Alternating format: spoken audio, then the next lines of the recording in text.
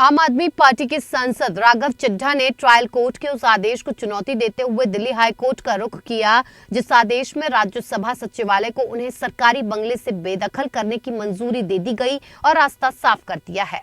मुख्य न्यायाधीश सतीश चंद्र शर्मा और जस्टिस संजीव नरूला की खंडपीठ के समक्ष मामले का उल्लेख किया गया, जिसने इसे बुधवार को सूचीबद्ध करने की अनुमति दे दी। राघव चड्ढा ने ट्रायल कोर्ट के उस फैसले के खिलाफ दिल्ली हाई कोर्ट का रुख किया, जिसमें कहा गया था कि उनके पास पंडारा रोड में सरकारी टाइप 7 बंगले पर कब्जा जारी रखने का कोई अधिकार नहीं है। ये बंगला लुटियंस दिल्ली में आता है और इस तरह के बंगले उन सांसदों को आवंटित किए जाते हैं जिन्होंने मंत्री, मुख्यमंत्री या राज्यपाल के रूप में कार्य किया है। चड्ढा की ओर से पेश वकील ने अदालत को यह भी बताया कि राघव को विवादित आदेश के अनुपालन में बेदखली नोटिस जारी किया गया है। पिछले हफ्ते पटियाला हाउस कोर्ट के अतिरिक्त जिला न्यायाधीश सुधांशु कौशिक ने 18 अप्रैल को पारित एक अंतरिम आदेश को रद्द कर दिया, जिसमें राज्यसभा सचिवालय को कानून की उचित प्रक्रिया के बिना चड्ढा को सरकारी बंगले से बेदखल नहीं करने का निर्देश दिया गया था। ट्रायल कोर्ट ने कहा कि आवंटन रद्द होने और उन्हें दिया गया विशेषाधिकार वापस लेने के बाद चड्ढा को सरकारी बंगले पर बने रहने का कोई निहित अधिकार नहीं है।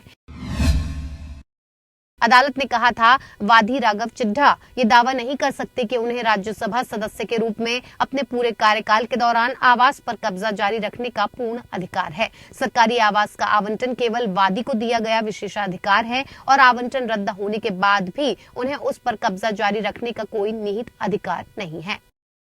सचिवालय का कहना था कि सिविल प्रक्रिया संहिता की धारा 80 की उपधारा 2 का पालन किए बिना चड्ढा को अंतरिम राहत दी गई थी। सचिवालय के अनुसार प्रावधान के तहत ऐसी राहत देने से पहले दोनों पक्षों की सुनवाई की जानी चाहिए थी। अंतरिम आदेश को रद्द करते हुए अदालत ने चड्ढा की इस दलील को खारिज कर दिया कि एक बार किसी सांसद को आवास आवंटित हो जाने के बाद इसे उनके पूरे कार्यकाल के दौरान किसी भी परिस्थिति में रद्द नहीं किया जा सकता। इस पूरे विवाद पर आप सांसद राघव चड्ढा ने कहा था कि उनका सरकारी बंगले का आवंटन रद्द किया जाना मनमाना और अभूतपूर्व है। उन्होंने कहा कि ये काम निहित राजनीतिक उद्देश्यों और स्वार्थों के कारण भाजपा के आदेश पर किया गया है।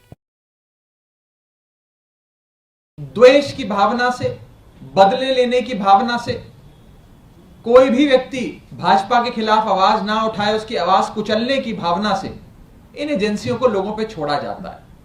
और खास तौर पे जब से इंडिया का गठबंधन हमारा बना, तब से इन एजेंसियों की द्वारा की जा रही रेड, द्वारा की जा रही जांचें, द्वारा की जा रहे समन्स इशू लगातार बढ़ते जा रहे हैं।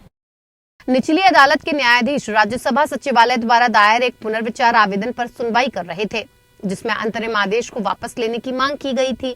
ये घटनाक्रम सचिवालय के खिलाफ चड्ढा द्वारा दायर एक मुकदमे के बाद हुआ, जिसमें उन्होंने 3 मार्च को जारी एक पत्र को चुनौती दी थी, जिसमें उन्हें आवंटित आवास को रद्द कर दिया गया था। Bureau report, APN news.